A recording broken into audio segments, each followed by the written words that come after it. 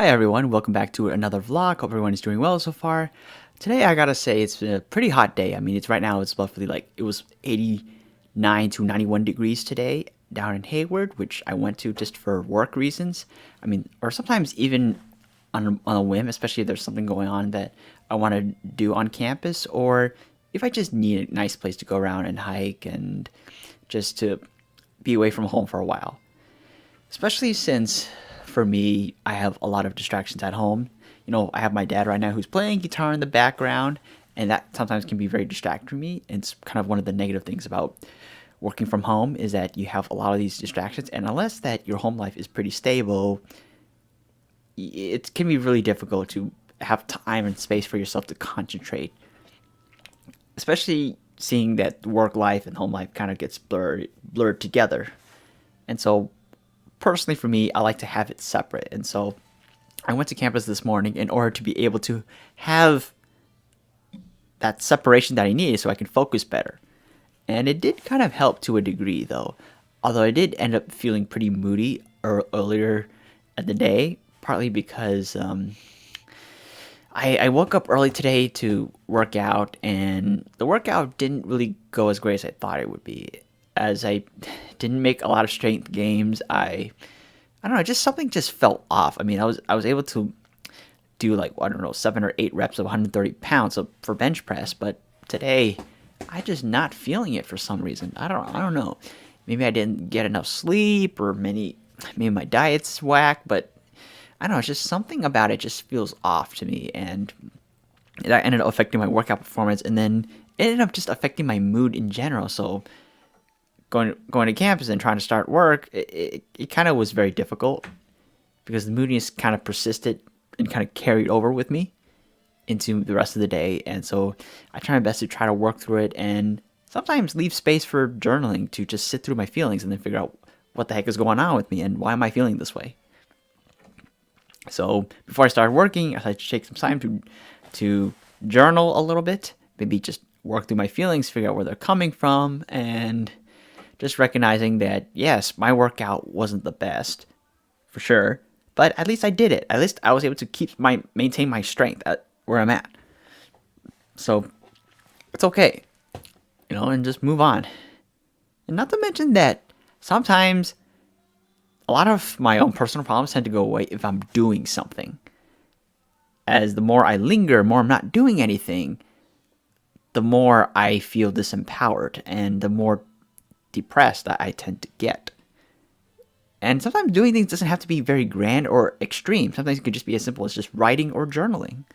Those things can be very productive, or even washing dishes for that matter. Just anything to keep my mind off things and to take my thoughts and turn them to action. As we're always going to have really bad days every now and then, but as long as you're taking action or taking time to reflect and figure out what you need to do moving forward, and just constantly making some effort each and every day to do something, I think that really goes a long way to creating better mental health outcomes for you.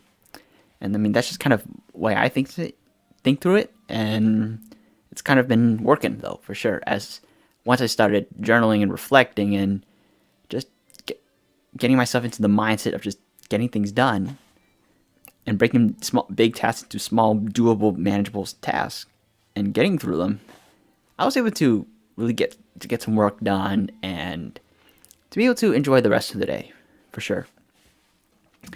Yeah, and speaking of work, I think it'd be good to mention what am I doing right now.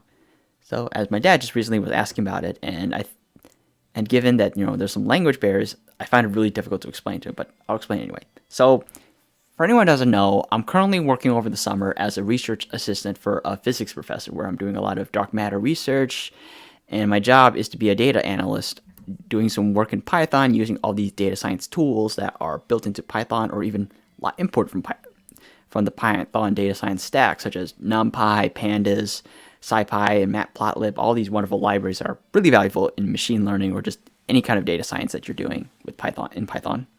So I use all these tools to analyze data and to even simulate some data points for a lot of physics research, which I really can't mention too much about, but it does have to do with dark matter for sure, and involves a lot of simulation.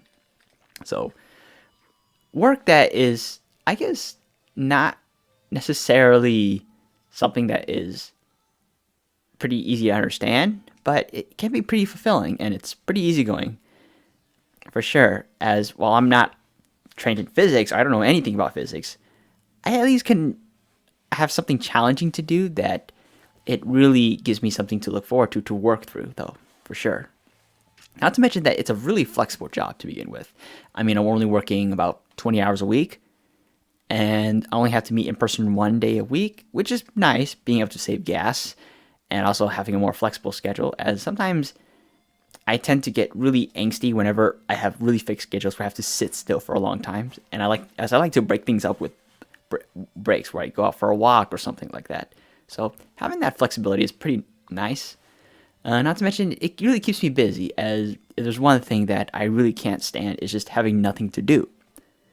And so it's one thing to keep my mind off things and to just get busy, as well as get some experience as an aspiring data scientist / statistician. So pretty good stuff career-wise, just looking bright for me right now. And then I guess mental health-wise, I've been doing a lot of reflection and thoughts regarding to loneliness and just human connection. And I realized that I guess in many cases, I mean, loneliness isn't really a bad thing after all. I think yes, it can be very extreme if you take it too far, but I think in some ways loneliness can be a valuable thing to have, because I think loneliness isn't just about being by yourself. I mean, it is frightening, but I think loneliness can be just as beautiful as anything else. Because with loneliness, I get time to think for myself. I get time and space for myself, especially when much of my day has been occupied with doing things for other people or just obligations I have to follow through with, such as my job or responsibilities relating to, doing stuff in the house. All these things that take away time from myself. And don't get me wrong, I think those things aren't essential. Just getting your daily needs met is important, and just committing to your obligations. Those are important. But it's just that sometimes you don't want to burn yourself out with too many things to do to the point where you have no space for yourself. And so sometimes being alone is just a nice thing to have, though, for sure, as you get a moment for yourself. A moment to reflect, a moment to think, and a moment, most of all, to really evaluate yourself, just see how you're doing in your life, and to think of, okay, what am I doing now, and what are my goals, and how are my actions right now or in the past tying into those goals. So I think loneliness is just a good way to take some time to reflect on those things and making sure that you're on the right track, and also to maybe even question yourself and really reflect on your progress, your life journey right now. And it's these little moments I cherish, because while I believe in having a wide range of experiences, I also want to be intentional and have a focus. And so these moments of loneliness give me a time to do that. And there's also the fact that I think that after a while, I realized that while it's great to have a lot of friends, it's also important to have the right kind of friends. And that sometimes, that being in bad company can be just as dangerous as, being alone, whether it's by choice or not. Because growing up, I used to be bullied a lot for having a learning disability. And honestly, I had people make fun of me. And growing up, it kind of led to problems with my own self-esteem, where I kept thinking that I'm not good enough, and that in order to fit in with other people, I have to change who I am in order to finally be loved and accepted by other people. And so I've kind of felt like I had to dim who I am in order to be palatable to other people, which of course got me some people interested, but it got me to a point where I ended up hurting myself in the process, because the people I surrounded myself with were more interested in seeing what they want to see in me and not interested about seeing me for who I really am as a person. Not to mention that there's some habits or just the way they do things that aren't just really healthy or things for me, or good things for me to look up to. for they were a lot of bad role models out there, and those were things that I was pretty conscious of even back then. But because I was so obsessed with not being alone and trying to be loved and accepted, I just ended up taking everyone that came away and just sticking with them and not making the conscious choice to leave or be intentional with who I hang out with. And that stuck with me for many years until at some point I realized that, do I really want to spend the rest of my life with people that aren't serving me or taking me down a path that I'll regret? Do I really want that? Because you're going to be doing the same thing over and over and over again. And you're doing it for so long that you realize that you wasted so much of your life doing something that you regret or things that don't actually matter in the end. And so, if I'm trying to have a more meaningful, fulfilling life, I need to be intentional with my time right now and just do something, even if it seems frightening or intimidating, because in the end, it's better to have done something and to actually look back and be proud of it rather than not do anything at all and then looking back with regret. And realizing that if you had taken that leap of faith and done something different than what you feel most comfortable with, you're going to be getting old with a lot of regret and just a lot of disappointment. So, with that mindset, I've been okay with just being by myself for the most part. I don't mind being alone because even if I'm alone, there's always something for me to do. I like to journal, I like to read a book, maybe even go around the house, maybe take a nice walk. There's always something new, something that I could gain from that. Because it's not time wasted. It's time earned, time gained for me. And so that's kind of how I think of loneliness. Just an more opportunity for yourself to grow and explore on your own and to maybe learn something or do something with that time. Maybe. So honestly, I would say I'm doing pretty okay with that. Just rethinking loneliness. I do sometimes get a little clingy, times and over text people more than necessary. But I think overall, I do a pretty good job of just trying to maintain a healthy relationship with loneliness, or just being alone, getting alone time for myself.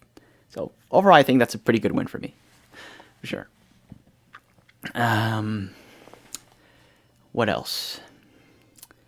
Yeah, I think that's pretty much it for this vlog. Not much has really happened over the past couple of weeks since the summer started. I'm just kind of getting by, just working and just reading books, watching movies, and playing some video games if I do have time or the energy, and just overall, just trying to live a decent life, however I can.